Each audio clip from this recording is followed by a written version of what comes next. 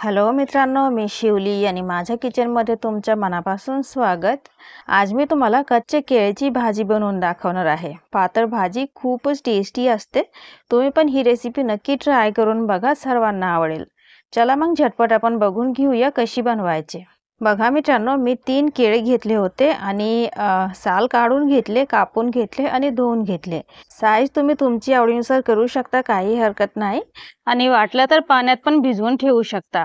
आणि इथे घेतले 2 मीडियम साईजचे टोमॅटो, 1 इंच अद्रक आणि 1 लसूण पूर्ण घेतले.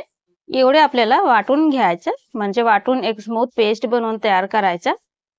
आणि इथे घेतले 3 मीडियम साईजचे कांदे, बारीक चिरून घेतले. कांद्याचे आपल्याला पेस्ट नाही बनवायचे, म्हणून खूप बारीक चिरायचे. आणि इथे जे मसाले आहेत ह्यांना आपण वाटून पेस्ट बनवून घेऊया. बघा मित्रांनो, आपलं पेस्ट अगदी रेडी आहे. वाटताना मला काय पाण्याची गरज पडली नाही. गरज पडली तर थोडासा वापरू शकता, काही हरकत नाही. 2-3 चमचा.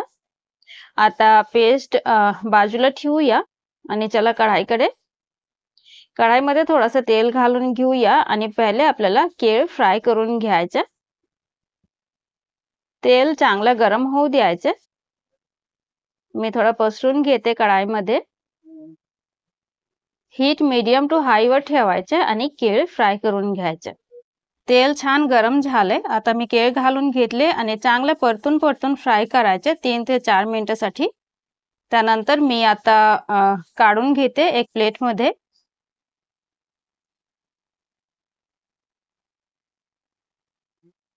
खूप सारं तेल उरलेलं आहे, बघू शकता तुम्ही. आता तेलामध्ये तडका घालून घेऊया. अर्धा टीस्पून जिरे घातले, अर्धा टीस्पून मोहरी घालते. थोडंसं हिंग घातले. आता फोडणी छान तडतडली आहे, तुम्ही बघू शकता कलर पण चेंज झालेला आहे. आता कांदे घालून घेऊया. कांद्याचा कलर थोडासा ब्राऊन करून फ्राय करायचा. हीट मीडियम वरती आहे. कांद्याचा कलर ब्राऊन झाल्यानंतर आपल्याला हा पेस्ट घालून घ्यायचा. टोमॅटो, अद्रक, लसणाचा पेस्ट आणि मिक्सरचा जार धुवून मी थोडंसं पाणी पण घातले. चांगले एकदा फ्राय करू आणि त्यानंतर पावडर मसाले घालून घेऊ. हाफ टीस्पून हळद पावडर, 1 टीस्पून धने पावडर, चवीपुरती लाल तिखट आणि 1 टीस्पून कांदा लसूण मसाला. जर तुम्हाला काळा मसाला घालायचा असेल तर ते तुम्ही घालू शकता, नाहीतर गोडा मसाला पण घालू शकता. अर्धा टीस्पून काश्मीरी लाल मिरचीचा पावडर चांगला कलरसाठी आणि अर्धा टीस्पून गरम मसाला. थोडासा मिक्स करून घेते आणि अजून घालायचे आहे मीठ चवीपुरती. 1 चमचा मीठ घालून घेतले. चांगले मिक्स करून झाकण लावून घेऊ. मध्ये मध्ये झाकण काढून हलवत राहायचे आणि चेक करायचं. आता बघा मित्रांनो, 5 ते 6 मिनिट झालेले आहेत. आता पाणी लगभग सुकलेलं आहे आणि तेल पण रिलीज झालेलं आहे मसाल्यामधून. आता चला केळ घालून घेऊया. भाजी घालून थोडासा मिक्स करायचं आणि ग्रेव्हीसाठी पाणी पण घालून घ्यायचं. आता प्लेटमध्ये थोडंसं तेल आहे, म्हणून मी प्लेट धुवून पाणी घालते. पाण्याची क्वांटिटी तुमच्या आवडीनुसार ठेवा, म्हणजे केवढे पातळ नाहीतर केवढे घट्ट पाहिजे त्यानुसार पाणी घाला. चांगले मिक्स करून घ्यायचं आणि त्यानंतर झाकण लावून घ्यायचं. पहिले हीट हाय वर ठेवायचं. उकळी आली की मीडियम करून घ्यायचं.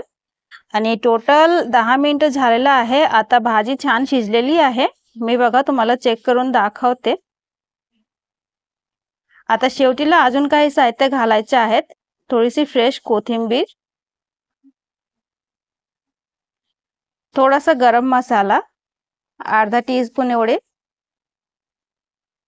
आणि थोडीशी साखर, अगदी 1/4 टीस्पून साखर.